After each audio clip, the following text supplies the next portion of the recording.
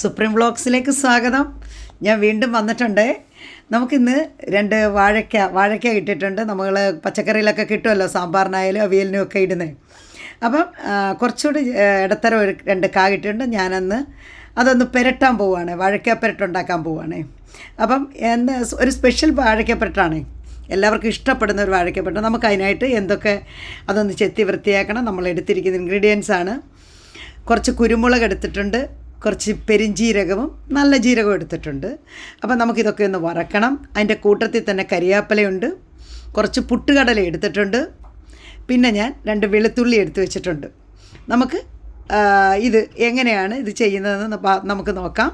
മറ്റൊന്നും വേണ്ട. നമുക്ക് നല്ലതുപോലെ വാഴയ്ക്കൊക്കെ ചെത്തി നമ്മൾ കഴുകി നീളത്തിലാണ് നമ്മൾ അത് ഞുറുക്കിയെടുക്കാം. നമുക്ക് അതൊക്കെ ഒന്ന് ചെത്തി വൃത്തിയാക്കി എടുക്കാം. നമ്മൾ വെള്ളത്തിലോട്ട് തന്നെ അതിനെ അരിഞ്ഞിടുകയാണ്. നല്ലപോലെ അതിൻ്റെ കറയൊക്കെ ഒന്ന് പോയി നല്ല വൃത്തിയായിട്ട് കഴുകി എടുക്കണം. കാരണം എന്നും വെക്കുന്ന പോലെ ഞാനിപ്പം ഇനി ഇതൊക്കെ ഒന്ന് വറുത്തെടുക്കാൻ വേണ്ടിയിട്ട് ഒരു പാൻ അടുപ്പി വെച്ച്, അപ്പോൾ കുരുമുളകും പിന്നെ നമ്മൾ പെരിഞ്ജീരകവും നല്ല ജീരകവും കൂടെ നമുക്കതൊന്ന് ചൂടാക്കിയെടുക്കാം. അതൊക്കെ ഒന്ന് വറുത്തെടുക്കാം. അത് വറുത്തെടുത്തിട്ട് പൊടിക്കാൻ വേണ്ടിയിട്ട് അതിൻ്റെ കൂട്ടത്തിൽ തന്നെ 3-4 വറ്റൽമുളകും കൂടെ ഞാൻ ചേർക്കുന്നുണ്ട്. അപ്പം എരിക്ക് വേണ്ടി ഇത് മാത്രമേ ഞാൻ ചേർക്കുന്നുള്ളൂ. അപ്പം നമുക്കതൊന്ന് തണുക്കട്ടെ. അപ്പോൾ അതൊക്കെ ഒന്ന് പൊടിച്ചെടുക്കണം. അതിൻ്റെ കൂട്ടത്തിൽ തന്നെ വീണ്ടും ആ പാനിൽ തന്നെ ഞാൻ കുറച്ച് ആ പുട്ടുകടല എടുത്ത് വെച്ചിരുന്നതും കൂട്ടത്തിൽ 2-3 വെളുത്തുള്ളി ഞാൻ ചതച്ചാണ് വെച്ചിരുന്നത്, അതും കൂടെ നമുക്ക് വറുത്തെടുക്കാം.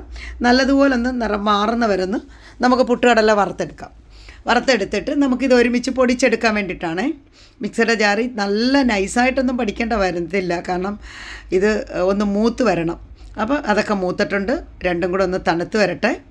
അപ്പോഴത്തേക്ക് നമുക്ക് പാനിനകത്ത് ഇത് തണുക്കുമ്പോഴത്തേക്ക്, ഇത് തണുത്താലേ പൊടിക്കാൻ പറ്റും. നമുക്ക് അപ്പോഴത്തേക്ക് നമ്മുടെ ഒരുക്കി വെച്ചിരിക്കുന്ന വാഴക്ക റെഡിയാക്കാം. നമുക്കതിനായിട്ട് ഒരു പാൻ അടുപ്പി വെച്ച് അല്പം കുറച്ച് എണ്ണ ഒഴിച്ചിട്ട് നമുക്ക് ഈ വാഴയ്ക്ക നമുക്ക് വേവിക്കാനായിട്ട് വെക്കാം. ഈ പുരട്ടുണ്ടാക്കാനുള്ളത് നമുക്ക് റെഡിയാക്കാം. അപ്പം ഞാൻ കുറച്ച് വെളിച്ചെണ്ണയാണ് ഒഴിച്ചിരിക്കുന്നത്. വെളിച്ചെണ്ണയിലൊക്കെ തയ്യാറാക്കിയ രുചിയാണ്. അപ്പം ഞാൻ ആ വാഴയ്ക്ക വെളിച്ചെണ്ണ ചൂടായപ്പോൾ തന്നെ, എണ്ണ ചൂടായപ്പോൾ ഞാൻ അതിനകത്ത് ഇട്ട് ഇനി അതൊന്ന് ഇളക്കി അതിന് ശേഷം നമുക്ക് ഉപ്പും മഞ്ഞൾപ്പൊടിയും വെച്ച് ഇടണം. കാരണം എന്നിട്ട് വേണം നമുക്കിതൊന്ന് കൂടെ ഒന്ന് ഇളക്കിയിട്ട് അതൊന്ന് വെന്ത് വരണം. അപ്പം ഞാൻ അതിനായിട്ട് കുറച്ച് മഞ്ഞൾപ്പൊടിയും കുറച്ച് ഉപ്പുപൊടിയും കൂടി വാഴയ്ക്കയുടെ ആവശ്യത്തിനുള്ളത് മാത്രം ഞാൻ ചേർത്തുകൊണ്ട് നല്ലപോലെ ആ എണ്ണയിൽ നല്ലതുപോലെ ഒന്ന് ഇളക്കി ഒന്ന് വാടി വരുമ്പം, ശരിക്കും പറയാം, നമുക്ക് വെള്ളം ഒഴിക്കേണ്ട കേട്ടോ. വാഴയ്ക്കയ്ക്ക് ഇതിനകത്ത് വെള്ളം നമ്മളിപ്പോൾ അടച്ചു വെച്ച് അതിനകത്ത് തന്നെ ആവി തന്നെ ഒന്ന് വേകട്ടെ. ഒരുപാട് ഉടഞ്ഞും പോവുകയും വേണ്ട. അപ്പോഴത്തേക്ക് നമ്മുടെ കൂട്ടൊക്കെ തണുത്ത് ഇനി നമുക്കതൊന്ന് പൊടിക്കണ്ടേ. അപ്പോൾ നല്ലതുപോലെ നമുക്കൊന്ന് പൊടിച്ചെടുക്കാം. പൊടിക്കുകയെന്ന് പറഞ്ഞാൽ ഒരുപാട് നൈസായിട്ട് പൊടിക്കേണ്ട കാര്യമില്ല, കാരണം പുട്ടുകടലയൊക്കെ ചേർത്തിട്ടുണ്ടല്ലോ. അപ്പം ഇതെല്ലാം കൂടെ നമുക്കൊന്ന് മിക്സിയുടെ ജാറിലോട്ട് തണുത്തിരിക്കുന്നത് നമുക്കൊന്ന് പൊടിക്കണം. അപ്പോഴത്തേക്ക് നമ്മുടെ കായൊക്കെ അവിടെ ശരിയായിരുന്ന് അപ്പം നമുക്ക് പൊടിക്കാം. പെട്ടെന്ന് മിക്സിയുടെ ജാറ് അത് പൊടിച്ച് കഴിഞ്ഞ് ഞാനത് പൊടിച്ചുകൊണ്ട് വന്ന്, കാരണം അത് തരിതരിപ്പിലാണ് പൊടിച്ചേക്കുന്നത് കേട്ടോ. അത് കണ്ടോ? അപ്പോഴത്തേക്ക് എൻ്റെ കായൊക്കെ അവിടെ അത് വെന്തിട്ടുണ്ട് കേട്ടോ. ഇനി നമുക്ക് ഒന്നും കൂടെ ഒക്കെ ഒന്ന് ഇളക്കി റെഡിയാക്കിയിട്ട് നമുക്കിനി ഒരു കടു വറക്കണം. അപ്പോൾ ഈ കായ നമ്മൾ അപ്പുറത്ത് അടുപ്പിലോട്ട് വെച്ചിട്ട് നമുക്കൊരു കടു വറക്കാം. ഒരു കടു വറുത്ത് താളിക്കണം. അപ്പോൾ അതിനായിട്ട് ഞാൻ ഒരു ചെറിയ പാത്രമാണ് വെച്ചിരിക്കുന്നത്. അതിനകത്തോട്ട് എണ്ണയൊഴിച്ച് അതൊന്ന് ചൂടാവട്ടെ. നമുക്ക് കടുകിട്ട് താളിക്കണം. അതുകൊണ്ട് കടുകിടാം. നമുക്ക് കടുക് വിട്ട് 2 വറ്റൽമുളക് ഇടണം. എന്നിട്ട് വേണം ഇത് ഒന്ന് മൂത്ത് ഇച്ചിരി കരിയാപ്പലയും കൂടി ഇട്ട് നമുക്ക് അതൊന്ന് കടുകൊക്കെ പൊട്ടി കരിയാപ്പലയൊക്കെ ഒന്ന് മൂത്ത് വരുമ്പോഴത്തേക്ക് നമുക്ക് ആ വെന്തിരിക്കുന്ന കായ്ക്കകത്തോട്ട് നമുക്ക് ഒഴിക്കാം.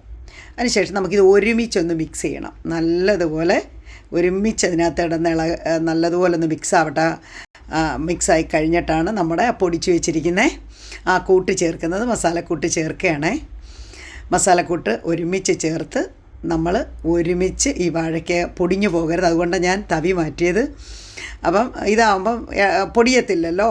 അപ്പോൾ ഇതിനകത്ത് മൊത്തം നമ്മൾ നല്ലപോലെ ഇളക്കി പിടിച്ചിട്ട് നമുക്കൊന്ന് അടച്ച് വയ്ക്കണം.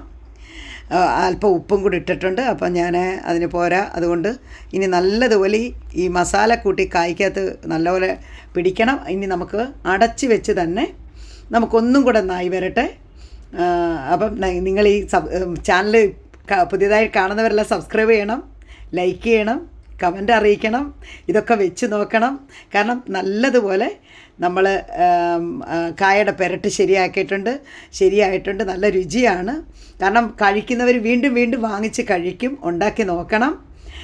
അപ്പം നമുക്ക് ഇനി പുതിയൊരു വീഡിയോ ആയിട്ട് നമുക്ക് കാണണം. Okay, thanks.